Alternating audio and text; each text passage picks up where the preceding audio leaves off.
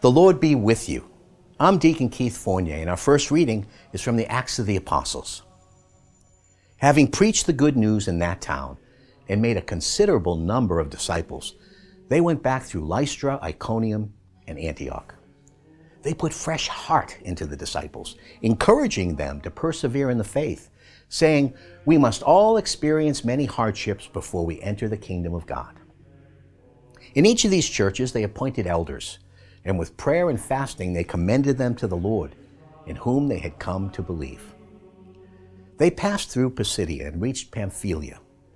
Then, after proclaiming the word at Perga, they went down to Attalia, and from there sailed for Antioch, where they had originally been commended to the grace of God for the work they had now completed.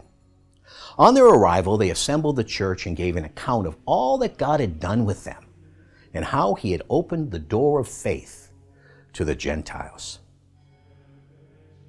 In our response, from Psalm 145. Yahweh is tenderness and pity, slow to anger, full of faithful love. Yahweh is generous to all. His tenderness embraces all his creatures. All your creatures shall thank you, Yahweh, and your faithful shall bless you.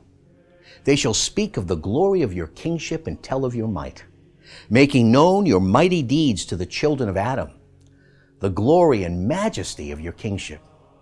Your kingship is a kingship forever. Your reign lasts from age to age. Yahweh is trustworthy in all his words and upright in all his deeds. In our second reading, from the book of Revelations. Then I saw a new heaven and a new earth. The first heaven and the first earth had disappeared now, and there was no longer any sea. I saw the holy city, the new Jerusalem, coming down out of heaven from God, prepared as a bride dressed for her husband. Then I heard a loud voice call from the throne, "Look, here God lives among human beings. He will make his home among them. They will be his people, and he will be their God, God with them. He will wipe away all tears from their eyes. There will be no more death and no more mourning or sadness or pain. The world of the past has gone." Then the one sitting on the throne spoke, "Look, I am making the whole of creation new. Write this. What I am saying is trustworthy and will come true."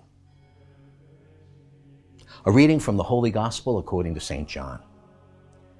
When he had gone, Jesus said, "Now has the Son of Man been glorified, and in him God has been glorified. If God has been glorified in him, God will in turn glorify him in himself, and will glorify him very soon. Little children, I shall be with you only a little longer. You will look for me, and as I told the Jews, where I am going, you cannot come. I give you a new commandment. Love one another. You must love one another just as I have loved you.